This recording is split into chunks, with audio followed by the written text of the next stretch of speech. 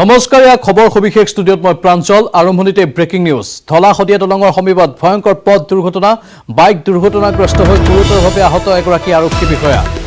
বিষয়া ৰাখিফ আলীৰ অৱস্থা অধিক সংকটজনক আহত আৰক্ষী বিষয়াগৰাকীক তিনিচুকীয়া চিভিলত ভৰ্তি কৰোৱা হৈছে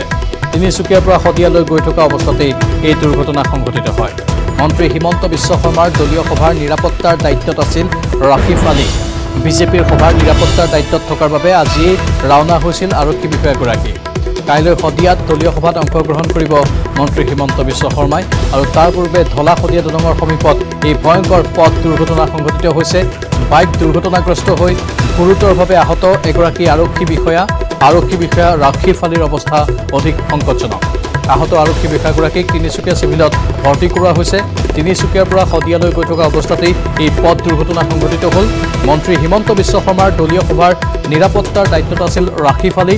বিজেপিৰ সভাৰ নিৰাপত্তাৰ দায়িত্বত থকাৰ বাবে আজিয়ে ৰাওনা হৈছিল আৰক্ষী বিষয়াগৰাকী আৰু কাইলৈ শদিয়াত দলীয় সভাত অংশগ্ৰহণ কৰিব মন্ত্ৰী হিমন্ত বিশ্ব শৰ্মাই তাৰ পূৰ্বে এই পথ দুৰ্ঘটনা সংঘটিত হৈছে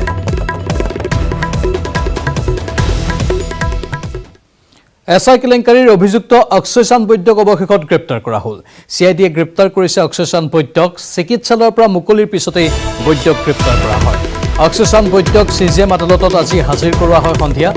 অক্ষয় চান্দক 14 দিনৰ ন্যায়িক জিম্মালৈ প্ৰেৰণ কৰিছে চিআইডিয়ে 4 দিনৰ জিম্মাত বিচাৰিছিল অক্ষয় চান্দক কিন্তু স্বাস্থ্যজনিত কাৰণৰ বাবে তেওঁক চিআইডিৰ জিম্মাত দিয়া নহ'ল অৱশ্যে প্ৰয়োজনত কাৰাগাৰত জেৰা চলোৱাৰ কিবা ব্যৱস্থা আছে বুলিও আমি জানিব পাৰিছোঁ অৱশ্যে আদালতে তাৰ বাবে নিৰ্দেশনা দিব লাগিব বা অনুমতি দিব লাগিব এছআই কেলেংকাৰীৰ অভিযুক্ত অক্ষয় চান্দক গ্ৰেপ্তাৰ কৰাৰ খবৰ আমি জনাইছোঁ চিআইডিয়ে গ্ৰেপ্তাৰ কৰিছে অক্ষয় চান্দ বৈদ্যক চিকিৎসালয়ৰ পৰা মুকলিৰ পিছতেই বৈদ্যক গ্ৰেপ্তাৰ কৰা হ'ল অক্ষয় চান্দ বৈদ্যক চিজিএম আদালতত হাজিৰ কৰা হয় আৰু 14 দিনৰ ন্যায়িক জিম্মালৈ প্ৰেৰণ কৰা হৈছে পৰীক্ষা দি ওলাই অহা এগৰাকী ছাত্ৰীক মহাবিদ্যালয়ৰ সন্মুখতেই গুলীয়াই হত্যা কৰিলে এজন যুৱকে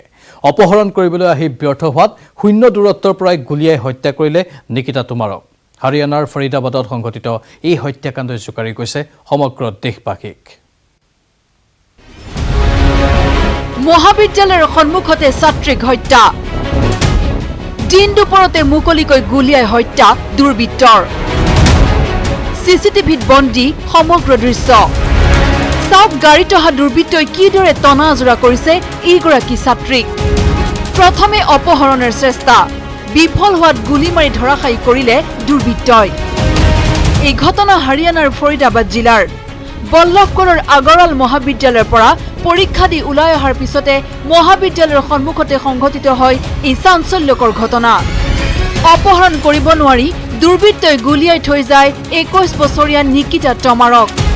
কিছুদিন পূৰ্বে তৌফিক নামৰ এজন যুৱকৰ বিৰুদ্ধে আৰক্ষী থানাত অশালীন ব্যৱহাৰৰ অভিযোগ কৰিছিল নিকিতাই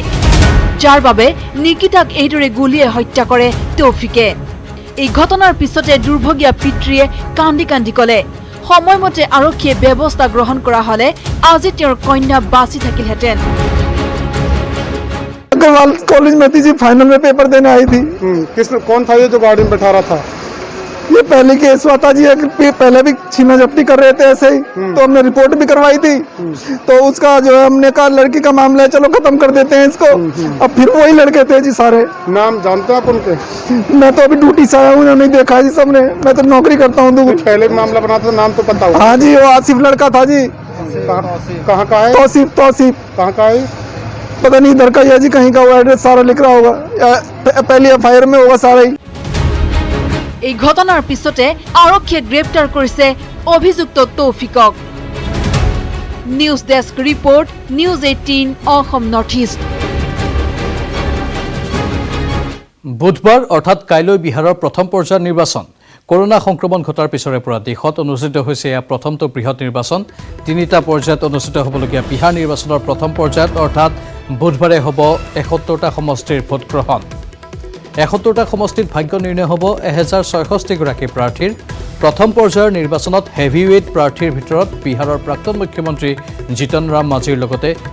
বিহাৰৰ 6জনকৈ মন্ত্ৰী আছে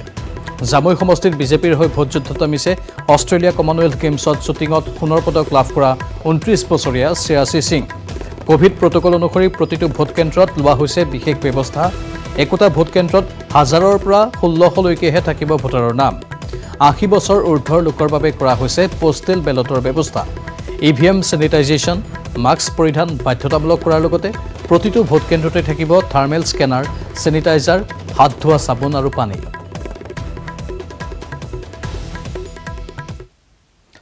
খবৰ সবিশেষ জনাই থাকিম এখিতে সময় হৈছে বাণিজ্যিক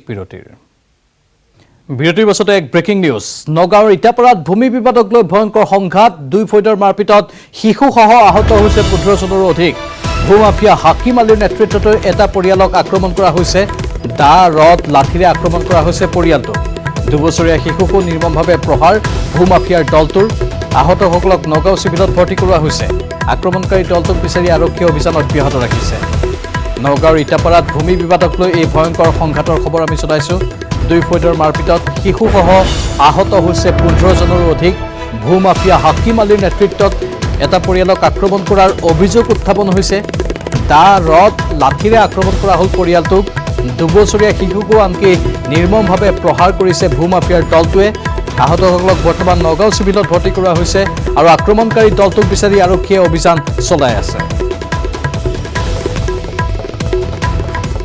সাতঘৰ মানুহক হাকামালি বোলা মানুহজনে কথা মাটি বিক্ৰী কৰিছে 6 ফুটকৈ ৰাস্তা দিছে দি পেলাই তাৰ আগফালে 6 ফুট ৰাস্তা দিছে আমি ভাবিছোঁ ই নিজে যেতিয়া বিক্ৰী কৰিছে এইটো লিখি দিয়া নাই আমি খুৰা বুলি মাতোঁ তেনেকৈ আছে আজি এবছৰমানৰ পৰা খুব মানে অশান্তি কৰি আছে তাক মোক আৰু দুবাৰ মাৰিছে মোক কেছ কৰা আছে 6টা নে কেইটা কেছ কৰিছোঁ পুলিচ যায় সিহঁতে মাটি এক বিঘা বিক্ৰী কৰিছে কৈছে কেছ খেলিব আমাৰ লগত এনেকৈ কেছ খেলিলে নহ'ব মাৰপিট কৰিব লাগিব এইবিলাকতো কেছ চলি আছে আচ্ছা আজি মই টাউনৰ পৰা 4টা বজাত ঘৰলৈ গৈছোঁ গৈ পেলাই মই শুই নিউজ চাই আছোঁ মানুহ এজনক ইমান বেয়াকৈ মাৰিছে নহয় যিজনে মাৰিছে তাৰ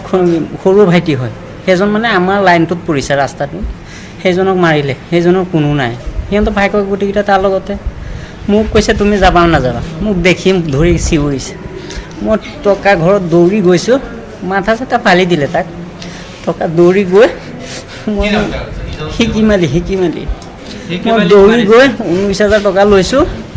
লৈ পেলাই দৌৰি আহিছোঁ ৰাস্তাত মানে মেইন ৰাস্তাত উঠিছোঁ আৰু তেনেকুৱা টাইমতে সিহঁতে মানে ছাইডত যে বহি আছে মই দেখা নাছিল আহি বাবুল বোলা মানুহজনে মোক ধৰি ল'লে ধৰি পেলাই খালি কৈছে ধৰ বুলি কওঁতেই কি ক'ম আৰু 10টাই মোক ধৰিছে 3টা ইটা দি মাৰিছে নামকেইটা মই কৈ আছোঁ হাকিম আলী তাহিৰুদ্দিন আছৰুদ্দিন বাবুল ৰছিদ আনাৰ আৰু বাবুলৰ দেউতাকৰ নামটো মই নাজানো দেই এইটো বেলেগৰ পৰা অহা মানুহ আৰু আবু বক্কাৰো মাৰিছে হাকিম আছে ৰছিদ আছে চামুদ্দিন আছে আৰু ৰাতি কথা এতিয়া মই এইকেইটা মোক যে ধৰি ঘটনাটো 6টা বাজিছে চবকে মই মঙলদৈ আউলা চৌকাত ভয়ংকৰ পথ দুৰ্ঘটনা দ্ৰুতবেগী বাহনে মহতিয়াই নিলে পথচাৰীক এই দুৰ্ঘটনাত নিহত ডিম্বেশ্বৰ গোস্বামী নামৰ লোকজন মঙলদৈৰ আউলা চৌকাত এই ভয়ংকৰ পথ দুৰ্ঘটনা সংঘটিত হৈছে দ্ৰুতবেগী বাহনে মহতিয়াই নিলে পথচাৰীক এই দুৰ্ঘটনাত নিহত ডিম্বেশ্বৰ গোস্বামী নামৰ লোকজন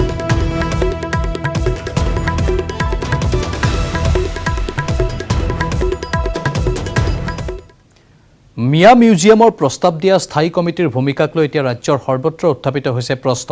স্থায়ী কমিটিত নাম থকাৰ পিছতো সভাত নথকাৰ দাবী একাধিক বিজেপি বিধায়কৰ আনহাতে মিয়া মিউজিয়ামৰ প্ৰস্তাৱ গ্ৰহণ কৰা বিধানসভাৰ স্থায়ী কমিটিৰ বৈঠকত 16 জন নহয় মাত্ৰ 5 জনহে সদস্য উপস্থিত থকাৰ দাবী ৰাজ্যিক বিজেপিৰ সভাপতি ৰঞ্জিত দাসৰ যিজনকে আঙুলিয়াই তেওঁহে কয় মই নাই মই যেটো জানিছো মই এই মিটিংখনত মই মোষ্ট প্ৰবেবলি মই তাতে এটেন্ড নাই এইজন গহপুৰৰ বিজেপি বিধায়ক উৎপল বৰা চৰচাপৰিত বসবাস কৰা লোকৰ বাবে যাদুঘৰ নিৰ্মাণৰ প্ৰস্তাৱ দিয়া ষ্টেণ্ডিং কমিটিখনত নাম আছে এইজন বিজেপি বিধায়ক উৎপল বৰাৰ সোমবাৰে ষ্টেণ্ডিং কমিটিৰ আন এজন সদস্য পদ্ম হাজৰিকাই ঘোষণা কৰিছিল ষ্টেণ্ডিং কমিটিৰ সভাত উপস্থিত নথকাৰ কথা যে সেই কমিটিখনত যদি এই কথা কেতিয়াবা আলোচনা হৈছে তেনেকুৱা কোনো সভাত মই উপস্থিত নাই আৰু কিছুদিন ধৰি আমাৰ অসম বিধানসভাৰ যিকেইখন কমিটিত মই সদস্য আছোঁ মই উপস্থিত থাকিব পৰা নাই গতিকে মোৰ অজ্ঞাতে যদি হৈছে মই নাজানো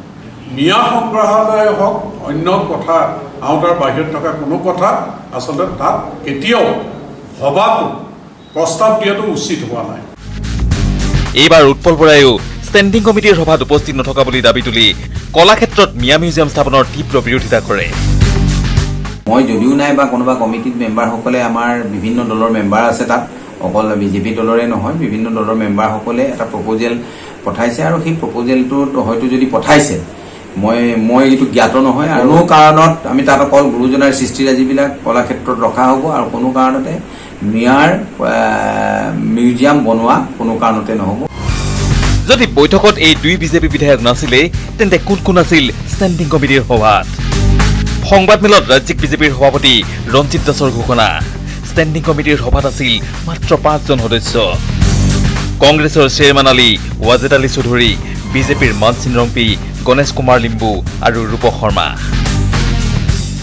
এই যি 15জনীয়া যি ডিপাৰ্টমেণ্ট ৰিলেটেড যি ষ্টেণ্ডিং কমিটি এই কমিটিৰ এখন বৈঠকত কলাক্ষেত্ৰ মিউজিয়াম সন্দৰ্ভত আলোচনা হৈ পেলাই এটা তেওঁলোকে ৰিকমেণ্ডেশ্যন দিছিল আৰু ৰিকমেণ্ডেশ্যন যিদিনাখন দিছিলে তাত 15জন সদস্যৰ ভিতৰত 5জন সদস্য উপস্থিত আছিলে উৎপল দত্ত ডাঙৰীয়া নাছিলে মানসিং ৰংপি ছিনিয়ৰ মেম্বাৰ হিচাপে তেখেতক চেয়াৰমেনৰ দায়িত্ব দিছিলে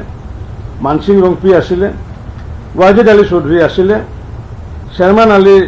আহমেদ আছিলে গণেশ কুমাৰ লিম্বু আছিলে আৰু ৰূপক শৰ্মা আছিলে 5গৰাকী তাত সদস্য উপস্থিত আছিলে মই আজি অসম বিধানসভাৰ অধ্যক্ষ ডাঙৰীয়াৰ লগত কথা পাতিছিলোঁ আৰু তেওঁলোকে মোক জনোৱা সূত্ৰৰ মতে সেইদিনাখন 5গৰাকী সদস্য তাত আছিলে ইফালে ষ্টেণ্ডিং কমিটিৰ সভাত নাম থকাৰ পিছতো বিজেপিৰ ৰূপ শৰ্মায়ো এই মিয়া মিউজিয়াম স্থাপনৰ বিৰোধিতা কৰি মাৰিছে পাভলতি যে এইটো একেবাৰে অবাস্তৱ এক অযুক্তিসংগত ইয়াক কোনো গ্ৰহণযোগ্যতা নাই অসমৰ ৰাইজে নিবিচাৰে গতিকে এই যিটো প্ৰস্তাৱ এইটো মই ভাবোঁ যে পোনচাতে চৰকাৰে এইটো নাকচ কৰিব এতিয়া সকলোৰে মুখত কথা মিয়া মিউজিয়ামক লৈ ৰাজনীতি হৈছে যে এইটোক লৈ পেলাই তেওঁলোকে ৰাজনৈতিক এটা ৰহণ সানি পেলাই তেওঁলোকে ধৰ্মীয় মেৰুকৰণ কৰাৰ কাৰণে তেওঁলোকে প্ৰচেষ্টা চলাইছে কংগ্ৰেছ দলে কলাক্ষেত্ৰত এটা মিয়া মিউজিয়াম স্থাপন কৰিব লাগে বুলি এক বিতৰ্ক আনি পেলাই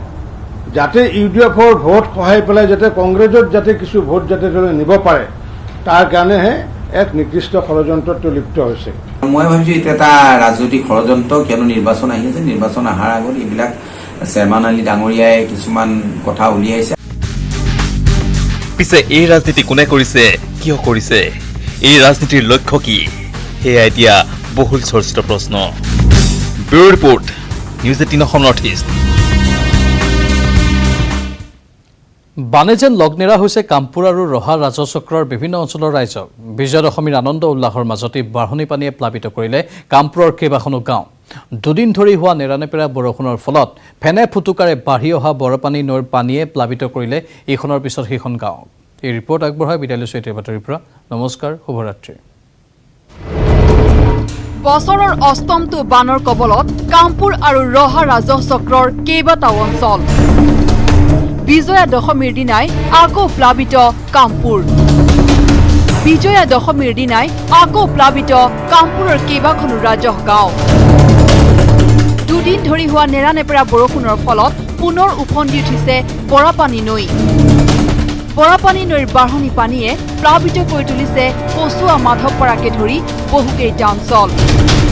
কচুৱা মাধৱপাৰাৰ ভগ্ন মথাউৰিৰে হুৰাহুৰে পানী সোমোৱাৰ ফলত কচুৱা ৰমণী পথাৰকে ধৰি 5খনকৈ গাঁও বানৰ কবলত পৰিছে পানীৰ সুত বৰ্তমান কিছু কমিছে যদিও এতিয়াও পানীৰ তলত বিস্তীৰ্ণ কৃষিভূমি উপহাৰ হিচাপে আমি আকৌ 9 নম্বৰ এটা বানপানী পালোঁ যি বানপানীকে আকৌ আমাৰ ঘৰৰ ভিতৰত ৰাস্তা ঘাট পুখুৰী চুখুৰী সব পানীৰ তলত এতিয়া মানে এই ৰহা সমষ্টি গৰুবাদ জৰাবাৰী দুটা মৌজাৰ মানুহ এনেকুৱা এটা অৱস্থাত পৰিছে এইটো মানে বাখা নাই মুখেৰে বাখা নাই যে এইটো বাখা প্ৰকাশ কৰিম বছৰৰ অষ্টমটো বানে পুনৰ সন্ত্ৰাস চলোৱাত এতিয়া মূৰে কপালে হাত দিবলগীয়া অৱস্থাৰ সৃষ্টি হৈছে কৃষকসকলৰ উল্লেখযোগ্য যে কাৰ্বি লাংপি জলবিদ্যুৎ প্ৰকল্পৰ ডেমত বিসংগতি হোৱাৰ ফলত বিগত কিছুদিন ধৰি গেট খোলা হৈ থকাত দ্ৰুত গতিত বৃদ্ধি পাইছে বৰাপানী নৈৰ জলপৃষ্ঠ। বেবেজিয়াৰ পৰা Bhaskar Jyoti Saikia, news 18 Assam north east.